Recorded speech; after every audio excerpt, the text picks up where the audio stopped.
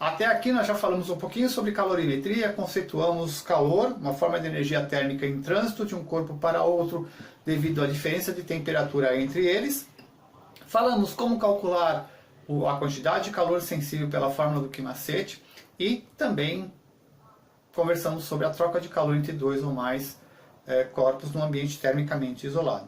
Então chegou agora o momento da gente fazer uma pequena retomada de tudo isso que a gente viu até agora nessa revisão que começa agora. Bora lá?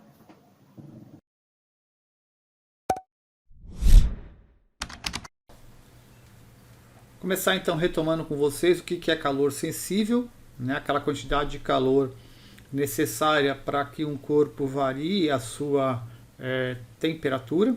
Então a gente vai calcular essa quantidade de calor por meio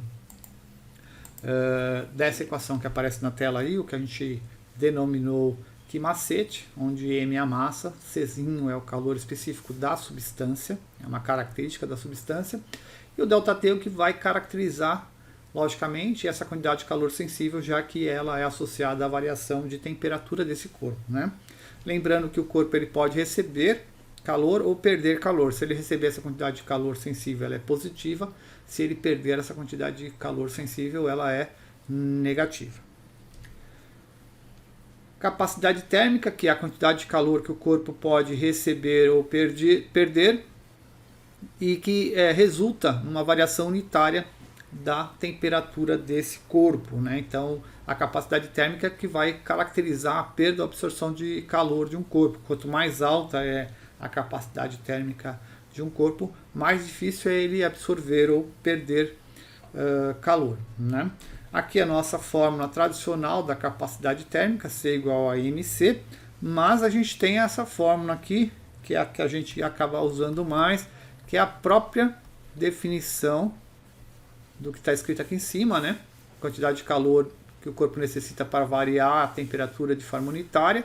Então essa aqui é a definição matemática de capacidade térmica. Mas, como eu disse, a gente pode utilizar essa equação aqui também. Czão é igual a M vezes Czinho, lembrando que Czão é a capacidade térmica do corpo, Czinho é o calor específico da substância, ok? Guardem isso para não se confundir lá na frente. Falando agora sobre o princípio da igualdade das trocas de calor, no sistema termicamente isolado, a gente tem que a soma de todas as quantidades de calor envolvidas ela é sempre igual a zero. Isso implica dizer que as trocas de calor são constantes, tudo que um corpo está perdendo, o outro está ganhando. A gente utiliza, para deixar esse ambiente termicamente isolado, recipientes como esse que aparece aqui na nossa imagem, o calorímetro, né? Então, calorímetros são os recipientes termicamente isolados utilizados nos processos de troca de calor.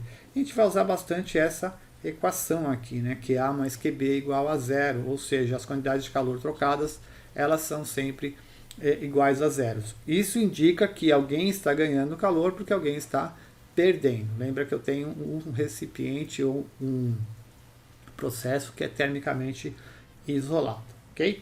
Bom, feitas essas considerações, vamos começar a trabalhar um pouquinho com as aplicações para a gente ver, revisitar os processos de troca de calor, calor sensível e capacidade térmica que nós acabamos de verificar agora. Nosso primeiro exercício, então, é um exercício simples de calor sensível. Então eu tenho aqui um bloco de cobre de 100 gramas, aquecido de 5 até 65. Então vou começar a anotar os dados aqui. A massa do bloco 100 gramas.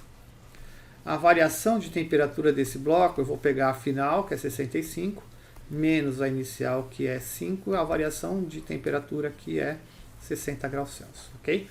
O calor específico desse bloco desse cobre, né? Esse bloco de cobre é 0,094, Czinho igual a 0,094 calorias por grama grau Celsius, tá? E o problema pede para a gente determinar a quantidade de calor sensível que o bloco recebeu, já que a temperatura dele aumentou, e a capacidade térmica desse bloco. Então, basta aplicar a fórmula, na letra A, vou aplicar o Quimacete, né? Então, a quantidade de calor vai ser exatamente 100 vezes 0,094 vezes 60. Essa quantidade de calor será então igual a 564 calorias, fazendo essa continha, ok? A letra B eu tenho duas formas de fazer. Eu posso usar a definição de capacidade térmica, C igual a quantidade de calor dividido pela variação de temperatura, isso vai dar 564 dividido por 60, que é igual a 9,4 calorias por grau Celsius, ou eu posso usar a equaçãozinha C igual a mc, ok? Aqui não tem a forma correta e errada de fazer, você pode usar qualquer uma das duas formas que você vai chegar no mesmo resultado, ok?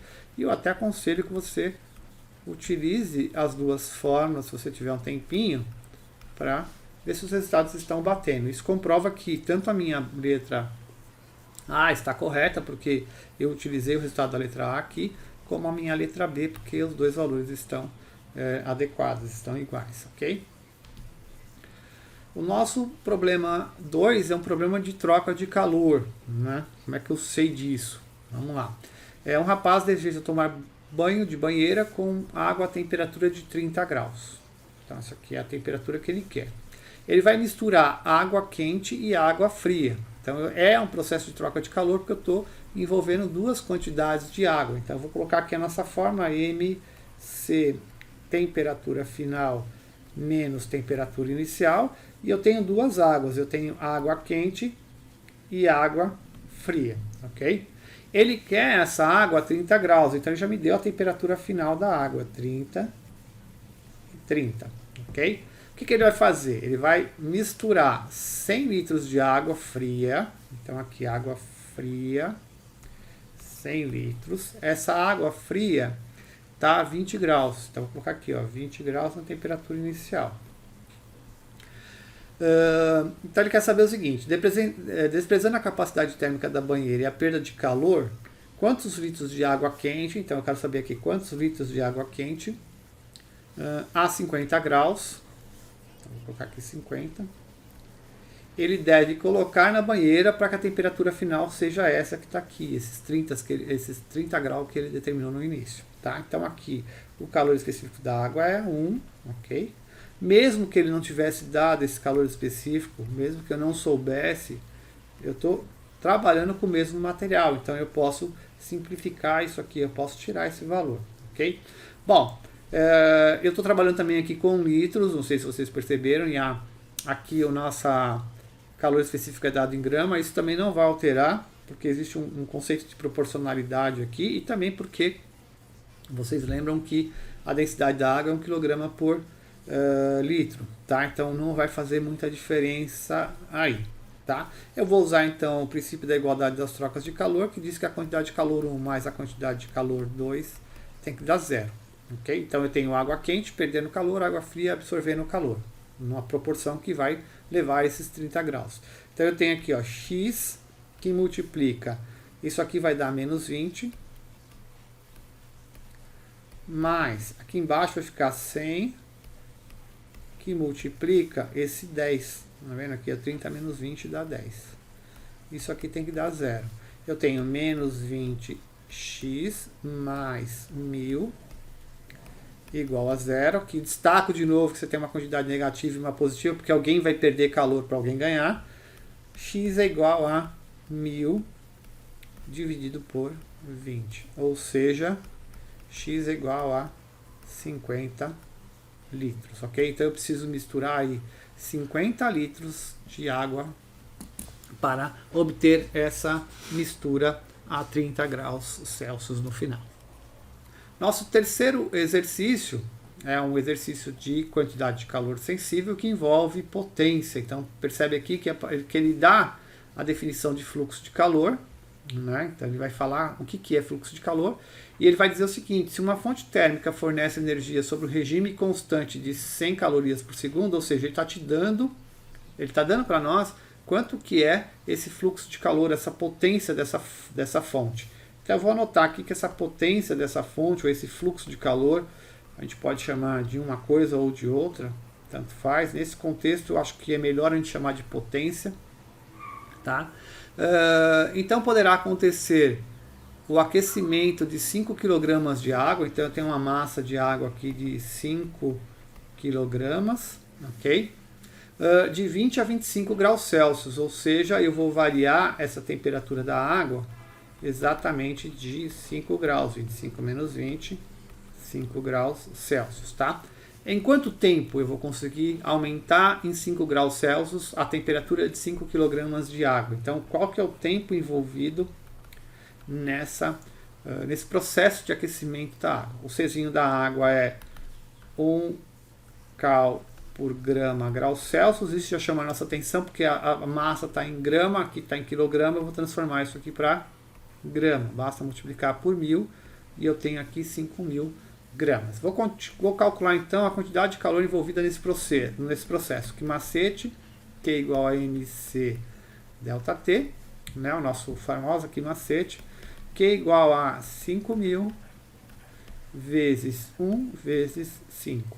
Então, essa quantidade de calor necessária para elevar em 5 graus Celsius a temperatura de 5 kg de água é igual a 25.000 calorias. Então eu posso usar aqui tanto uma regra de Taylor, né, como a fórmula da potência. Né? Se eu chamar potência de quantidade de calor pelo tempo, eu vou chegar aqui. A potência dessa nossa fonte de calor é 100 calorias por segundo. Então 100 é igual a 25.000 sobre ΔT. Multiplica em cruz, eu vou chegar aqui, o ΔT é 25.000 dividido por 100. Corta o zerinho aqui, isso aqui vai dar 250 segundos. Para trazer esse resultado para uma coisa um pouquinho mais fácil da gente determinar, eu vou dividir isso aqui por 60 e vou transformar para minuto. Então isso aqui vai dar exatamente 250 por 60, vai dar 4 minutos, sobra 10 segundos, ok? Então a resposta pode ser dada assim ou assim. O ideal é que você consiga dar a resposta nas duas unidades. Nosso quarto e último exercício é um exercício de troca de calor. Eu tenho um broche de prata que é mergulhado em água. Tá? Então eu vou ter aqui 2 corpos, então eu vou fazer aqui a nossa tabelinha, né? Vou fazer aqui a fórmula do que macete, escrita como se fosse uma tabela. Tá? Então eu tenho o broche de prata, tá? Então eu vou colocar aqui o nosso broche, e aqui eu vou colocar a água, certo? Então eu vou colocar aqui o nosso broche, deixa eu só apagar isso aqui, escrever um pouquinho melhor, broche, e aqui a nossa água. O que eu tenho? O broche tem massa de 20 gramas, está a 160 graus Celsius e ele é colocado em 28 gramas de água. Então aqui, ó, 28 gramas de água, o calor específico da água é 1. Essa água está inicialmente a 30 graus, então aqui 30 graus Celsius, ok? Qual a temperatura final de equilíbrio térmico? X aqui para os dois, né? Admitindo que haja troca somente entre a água e a prata. Tá? O calor específico da prata é dado aqui 0,056, ok? Então eu vou equacionar isso aqui, vou fazer o princípio da igualdade das trocas de calor, fazendo o seguinte: quantidade de calor 1 mais quantidade de calor 2 é igual a 0, ou seja, a soma algébrica das trocas de calor é igual a 0, porque alguém perde para alguém ganhar, tá? Então vai ficar 20 vezes 0,56 vai dar 1,12, que multiplica x menos 160, desculpa, mais a segunda linha, que vai ficar 28 vezes 1, 28, que multiplica x menos 30. Isso tem que dar 0, então vai ficar 1,12x menos 179,2, né? Esse 1,12 vezes 160, mais 28x menos esse 28 vezes 30, vai dar 840. De novo, eu tenho uma quantidade negativa e uma quantidade positiva. Então, isso aqui vai ficar 29,12x X, que é essa quantidade positiva somada, esse 1,12 mais esse 28, igual, eu vou somar essa quantidade negativa e já passar para lá, 1019,2. Vou fazer a divisão, então eu vou ficar com 1019,2 dividido por 29,12 e o meu x vai ser igual a 35 graus Celsius. Então a temperatura de equilíbrio nessa mistura vai ser igual a 35 graus Celsius. Percebe que faz sentido, está dentro do intervalo esperado, porque é maior que 30 e menor que 160. Ou seja, o equilíbrio térmico sempre vai se dar dentro dessas margens de temperatura aí. Bom, pessoal, então essa foi a nossa revisão sobre calorimetria. Falamos um pouquinho sobre quantidade de calor sensível, capacidade térmica e troca de calor. Espero que vocês tenham gostado. Um abraço, até a próxima.